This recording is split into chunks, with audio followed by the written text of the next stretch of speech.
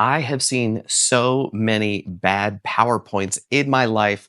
If I never saw another one, I might die a happy man. However, you might need to make PowerPoints. Actually, I still do all the time. Maybe you run a YouTube channel where you just do screen shares of presentations and you're a voiceover channel. Cool. Awesome.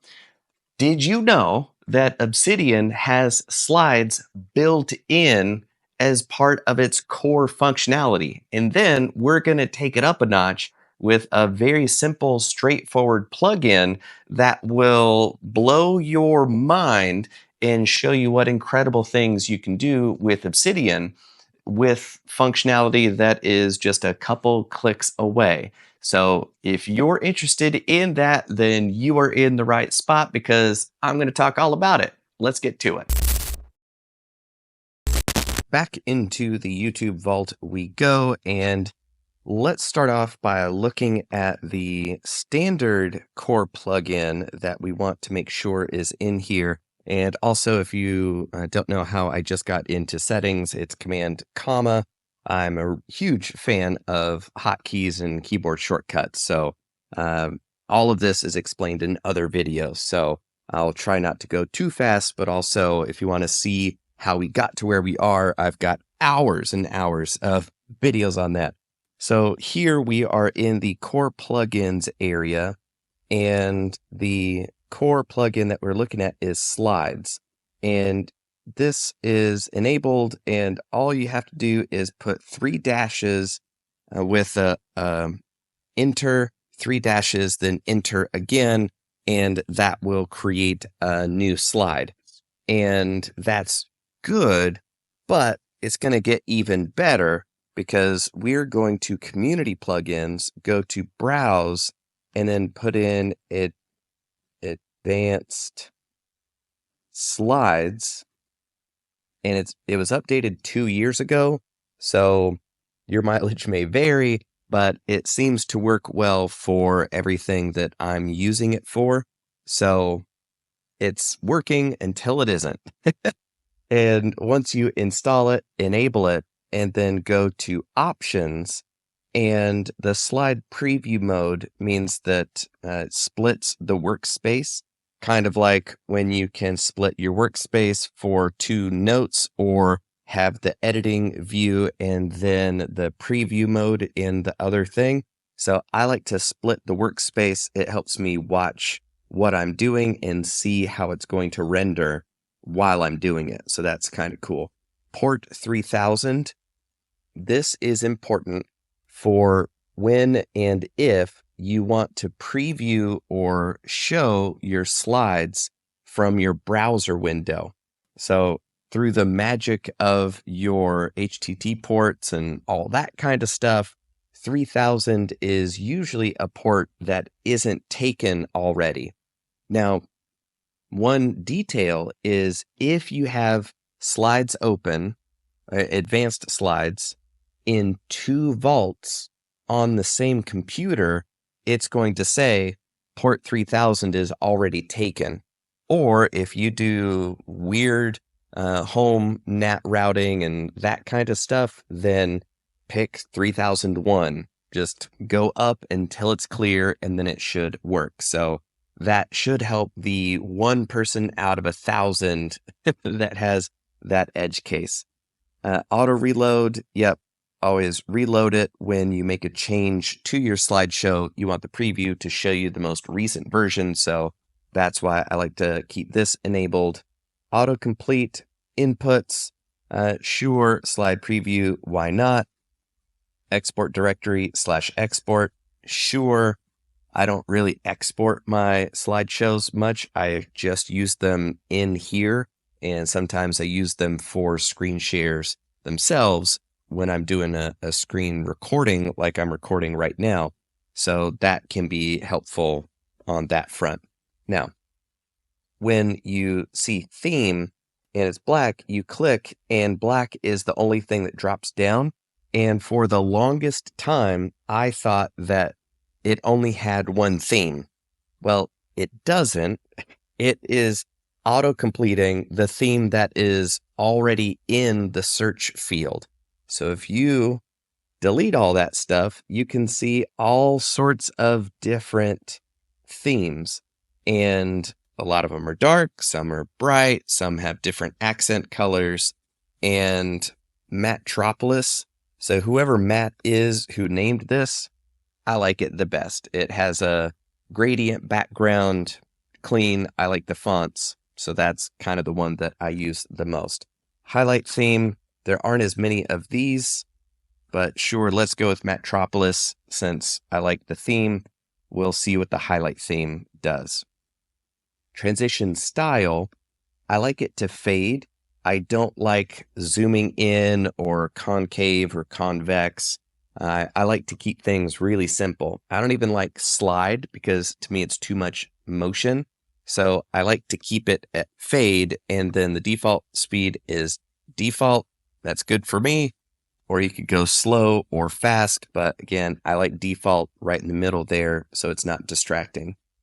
I do want to display controls. We'll get to that in just a minute. Progress bar, I like seeing the progress bar to see how far through the presentation I am. And the rest, slide numbers, I don't like. Menu, I don't like.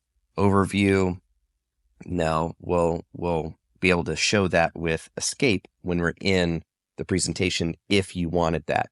Chalkboard, do enable this. That's pretty cool. Elapsed time bar, I don't want people to see how long the presentation has gone, so I keep that off. And I like laser pointer, which we can toggle with Q, and that'll be important in just a little bit. But that's pretty much it. Okay, so once you've set everything properly, we can X out of that and open up a new document. I've titled this one Advanced Slides. Super easy.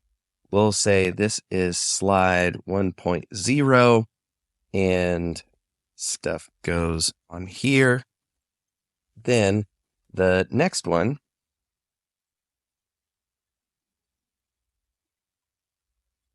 now we've got a couple of these slides. Let's do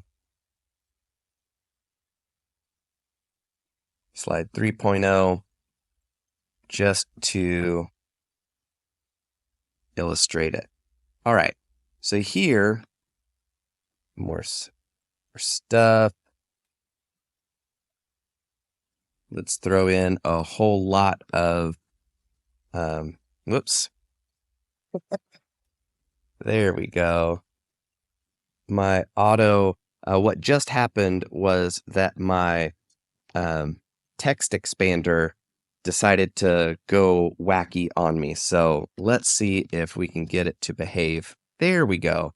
So this is my ipsum lorem generator, but it's bacon lipsum, my favorite. And then we've got slide number 4 down here. Let's just call it the Mighty Adventures of Thor manuscript. There we go. Okay, so this is our slideshow, and that's it, really. Now, to look at it and see what it looks like, Command P for Command Palette, and then type in slides, and advanced slide, we want to show slide preview.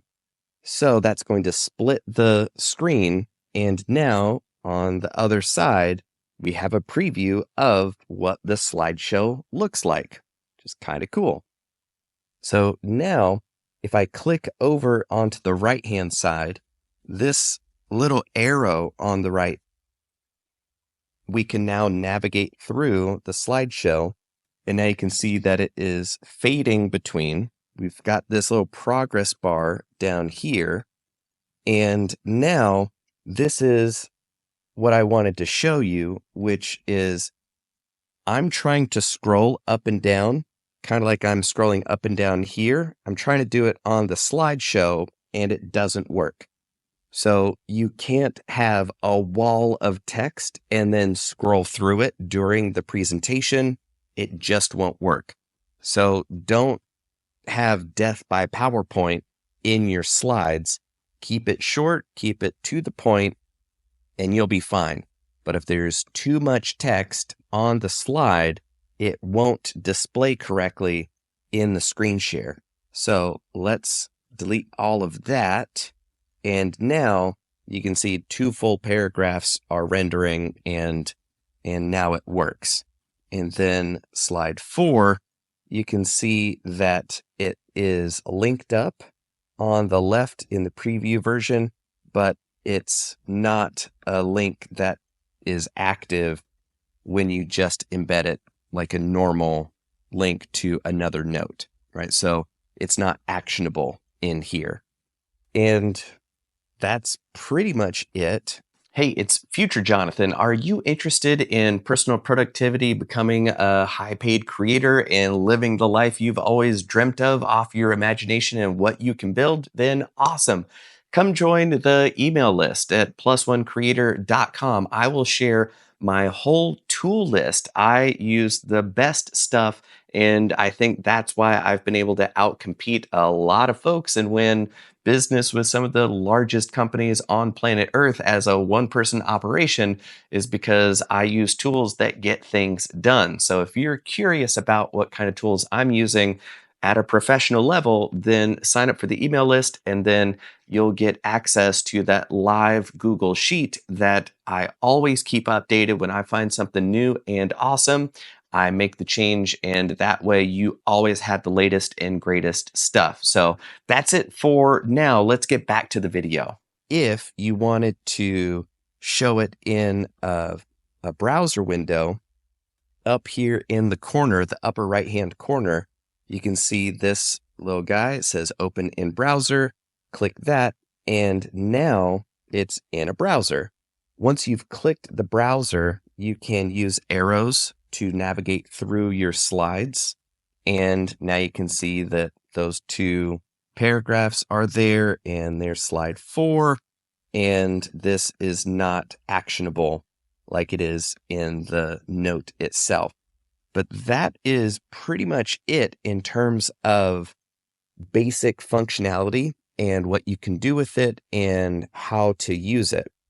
Now, I want to show you a couple extra ways of using it that are fantastic. The last one is my absolute favorite, and I wish Google Slides could do this, but it can't. So let's get into that. Now, the first thing is over here in slide 1. Let's look at this, which is if we're going to make a list of stuff, more stuff, even more stuff. Okay, you can see that it is showing up over here right away. But what if you wanted to have each one of those show up when you wanted it to? So it would appear on click is the way to say that in Google Slides or PowerPoint speak, right? Now, one period is a list, but then a fragmented list is the verbiage that the creator of advanced slides uses in the documentation. So if you want to go through that documentation, you can get there from the plugin information inside Obsidian settings, right? But here's what you do. So we've got 4 here, and instead of period, we're going to use a parentheses, some extra stuff. And now you can see that last item goes here. And it's over here, but it's not showing up over here. Now, when you use that parentheses, it will only appear when you click the arrow over or use your keyboard arrows to advance the slides. So if you wanted all the list items to be there from the beginning, use 1 period, 2 period, 3 period. If you wanted them to show up one at a time so that your audience doesn't get ahead of you, well, then start with 1 parentheses, 2 parentheses, 3 parentheses, 4, and 5. Okay. But then What if you don't want a numbered list and you just want bullet points? Well, here's how you do that. A minus sign will make a bullet point list. And that'll be there from the beginning. Say it's always visible. Okay? But that is the minus. If you use plus signs instead, it will render in the preview as a bullet point, but in the slideshow, it won't show up until you click forward to reveal them. So plus is sometimes visible. Minus is always visible. All right. So that's how you can have different bullet points, show them when you're ready to talk about them, and that kind of thing. So that's really cool. And I wanted you to know about that difference, because if you're like me and you normally use plus symbols for your listings, then you're going to have a hard time. You'll be like, I don't want it to build on click. I want it to just be there. How do I do this? Your first instinct of using the plus is what's doing it. So 1 period, always visible, minus, always visible, 1 parentheses, visible on click, plus sign, visible on click. So there's that. All right, next, let's talk about how if you are doing a screen share and you've got your slideshow and you want to draw people's attention to things and you don't have an obnoxious yellow cursor, or you have a plain white cursor with a black border around it, whatever, and you don't want to use that, and instead you want to use a laser pointer kind of effect, well then hit Q, and that will transform your cursor into this red dot. So you can still click and drag and do all this stuff, but your cursor is a red dot. So you can entertain your audience and your cat at the same time. But as you see, as you go off of the presentation, your cursor comes back and then it goes back to the red dot. And then if you just leave it alone for a little bit, I think it goes away. Or you can click, maybe it just stays there, and then Q. Weird. Go away. Why won't you? Okay, there we go. And then I just hit Q, but it doesn't make it show up. But moving does make it show up.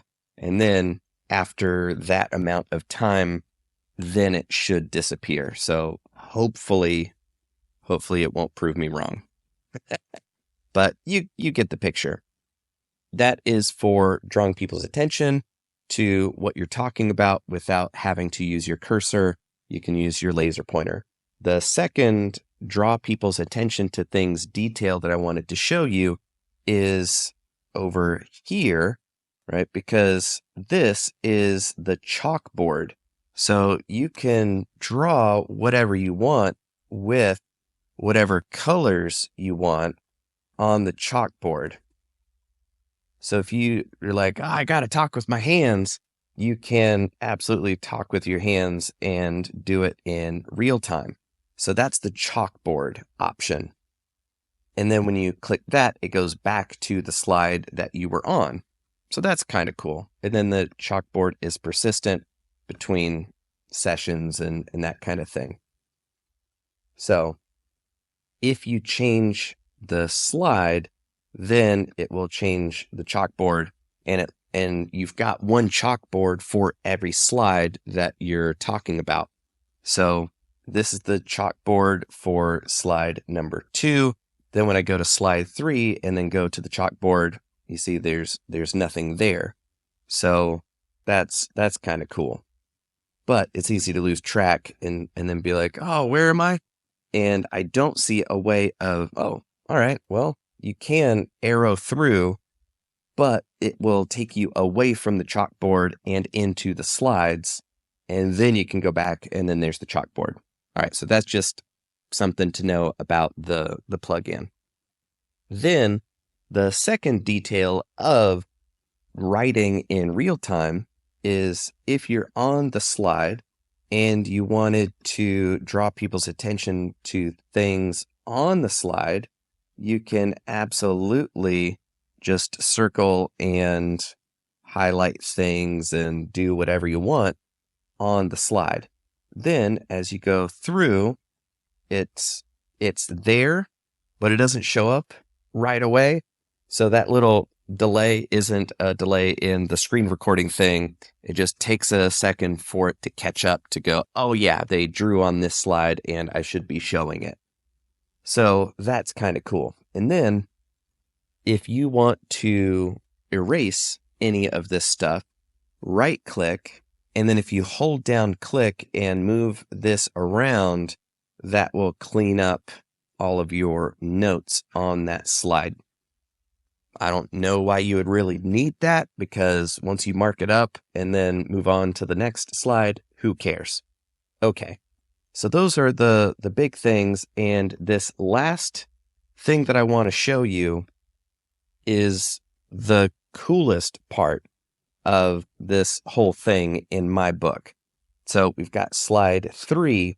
This is a feature I wish was in Google Slides and PowerPoint, and if it is, I don't know how to do it in those programs, but this is really neat. So say we've got slide 3. Now no, I don't want slide.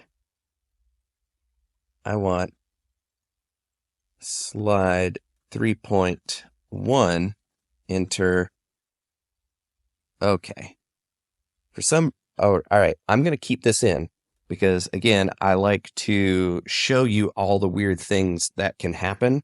And for some reason, if that autocomplete thing happens, it won't let what I'm trying to show you happen. So let's try this. I'm going to copy all of this and then paste it in place with nothing on that. Okay, so let me show you what I'm talking about, and then you'll see why I have to kind of restart the whole thing. So then let's do a new file, and we'll rename this to vertical slide example. Okay, this is called vertical slides, and it's not vertical phone portrait mode versus landscape mode. It's even cooler than that. So let's say slide 1 goes here, then slide 2 goes there, and then slide 2.2 goes here. Actually,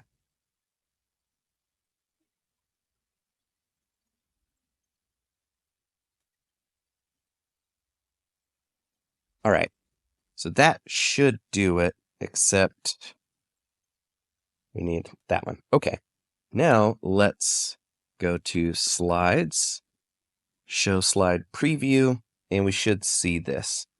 So here's slide 1. I hit over, and now we see slide 2 goes there. But in the lower corner, there's this little down arrow. So now when I'm in the preview, I can hit down, and now it shows you the second slide in vertical navigation. And then since there is no other down, let's see if we can make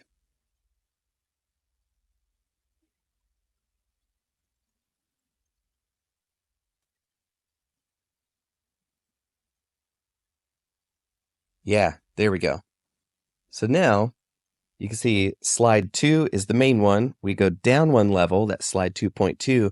Then we go down again, slide 2.3. And then you're at the end of that thought, that topic, that whatever. And now you move to the next stack, and now you talk about topic 3, and then you can do all the vertical things that you want. But that wonky thing is, for some reason, when you're doing this and this little thing pops up, if you accidentally hit enter or click on it or interact with autocomplete in any way, for some reason it goes, okay, they don't want to do vertical things at all. And then it won't do this kind of side vertical layout of the slides. I don't know why, but that's the way it is. Here is the slide for reels. Okay.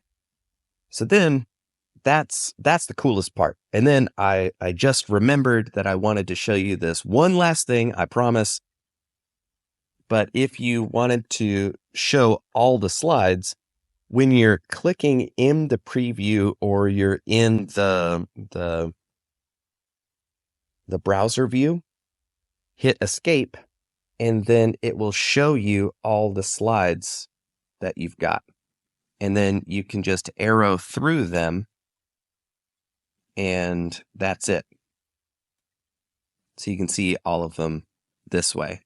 I wish that Google Slides had this functionality.